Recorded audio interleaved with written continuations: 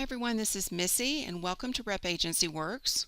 We sometimes refer to it as RAW, and this is a short video about helping you get started, some of the things that you'll need to do and know about the software as a reporter.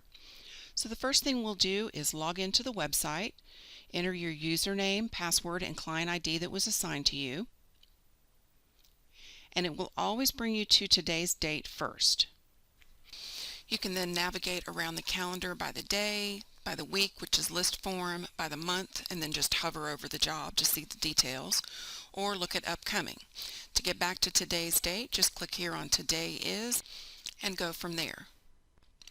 Typically, agencies assign their jobs to a court reporter around the same time every day. So once you know when that is, start logging in and go in to accept your jobs.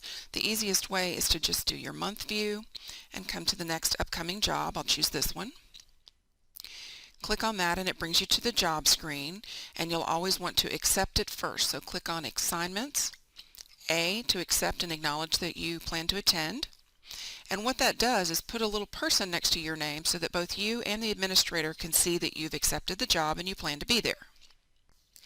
Anytime you're working with a job, just click on the hyperlink and that will open up that individual job screen. The first tab marked General here contains all of your basic information, the case style, your scheduling attorney, witness names, and notes that the agency has written to you down here on the bottom. The next is worksheets. We're going to skip over that for right now. Assignments we covered a moment ago. The first thing you would do is accept the job. The Notes tab are where you can enter notes to the agency, estimated pages, 0 and 1, what was ordered, where the exhibits are, and such as that. Also, before I forget, your Update button is basically your Save button, so hit that as often as needed. All right, attendees, if you're allowed to add attendees, that would be opposing counsel or just random witnesses that were extra in the room that you want to keep track of. You'll click Add Attendee. Now type just a few letters of the attorney's name to make sure they're not already in the database and click Tab. Anything that meets that criteria will pop up and you double click on it and that adds that person as an attendee. Next are documents. So if you have access to the repository, this is where all of the documents that you have access to will appear for that job.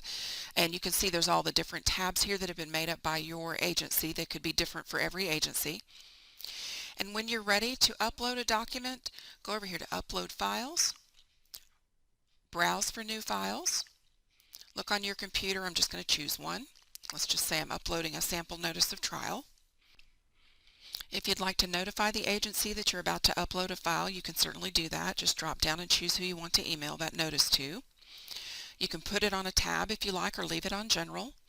So this one we would just put down here on Notices. And I'm even going to tag it as a notice. That way it puts a little indication and I don't have to go look for it and make sure the notice will pop out for me. Now click Start Uploading Files. And now you'll see the hyperlink is there and the document is there associated with this job. And just for reference, you'll see how what we just uploaded is now on the Notices tab, Documents and Notices, on our General job information. If I click back on General, I'm right back on the main job screen. Documents, Notices, and there it is. Okay, let's say the job is over now and you're ready to create your worksheet. A worksheet is nothing but a draft of an invoice. So you'll click on the job, then click up here on the Worksheets tab, and then New Worksheet. You'll always need to put the attorney's name first, so click a few letters of the attorney's name and click Tab. That'll open this box. Choose from the name, and it'll autofill for you. And then you'll see that if they happen to have special pricing, it will already appear there for you. Click Show Items in case it's not, and then simply click on the items that apply to this job, and you'll see how they add it to the left over here. Change your quantities. You can even have the witness name show if you want to. Some agencies have that added automatically, so you can add it if you need to, or if it might already be there for you.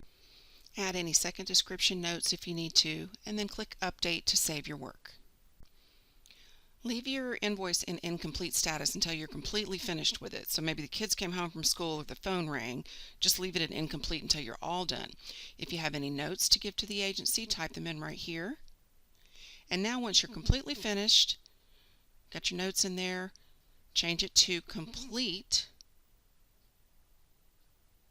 And you can't change it again after that, so go ahead and be sure you're ready to be completed. Click OK, update. And if you want to send an automatic email notification that you're finished with it, click that button and the little green check mark will tell you that it's been sent. Alright, let's say you have opposing counsel for the same job. You need to bill someone else. If at any point you have a lot of line items that will apply to the next invoice as well, you can just click duplicate here and it will pull them over into the new invoice. Just copy them over. You can add the new attorney's name and go on from there. See, here's your new invoice worksheet number, and you can just change these items however you want to. Maybe it's a copy order this time and they're not going to have the appearance fee, and maybe you need to move things up and down. You can do that by using the grid keyboard shortcuts. It's just arrows, control and arrow up and down. And save your work. Now, if you need a brand new worksheet, just a blank one, you want to start from scratch, just click the job hyperlink, go back to the Worksheets tab and click a new worksheet, do a brand new one just like you did a moment ago, and it'll still be assigned to the same job. Add your line items as you need to, and complete it just like you did the others. Okay, let's do a quick recap. Number 1, click on the Assignments tab, click the A to accept and acknowledge your job. Number 2, go to the Documents tab and upload any documents, exhibits, whatever you need to. Number 3, create your worksheets. And number 4, when you're completely finished, click C for the overall job completion. Next would be notifying your agency of your availability. And again, not all agencies allow this feature, so don't worry if you don't see that. If you do, simply click on the small calendar, choose the dates that you need to be off, and then over there on the side you can choose a full day, partial day, on call, whatever you need. And be sure to click update. If you need to get rid of something, just click the trash can to the right. And then once you look at your big calendar, you'll see that those dates and times will appear just as you entered them on your availability calendar. The next thing are your reports. The first one is the most important one. It's called your work in progress, and that's going to reflect everything that's on the calendar that still requires some action. So for instance, we can see on these in red they have due dates that have not yet been met. Maybe it says not invoiced, which means you haven't created your worksheet for it yet. And when you see it says out next to your name, that just means that you haven't clicked the C for completed, telling them that the entire job is finished. Once you do all of that and all of those have been met, then it will remove it from your work in progress report. Okay, the next report is your calendar jobs report. So click here and then enter the time frame you want, the format, any other options that you want here, and click preview.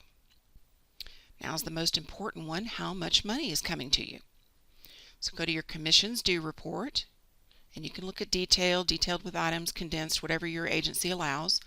Click preview, and anything in the commissions due section are those invoices that have met the criteria for a payment. You're also going to have a section underneath it called outstanding commissions, and those are the ones that have not yet met the criteria for a payment. You've done them, but maybe the attorney hasn't paid yet, or whatever your agency's criteria is. But you know that you can expect payment on those in the future. And finally, over here is a record of your payment history. So click on Resource Payment History, enter the time frame that you want, and either detailed, condensed, whatever format you'd like to see it in, and click Preview. It's going to show you exactly what you've been paid and when for whatever time frame you chose. That should get you off and running, but if you have any questions or run into any issues, just give your agency a call, and of course they can get in touch with us as well.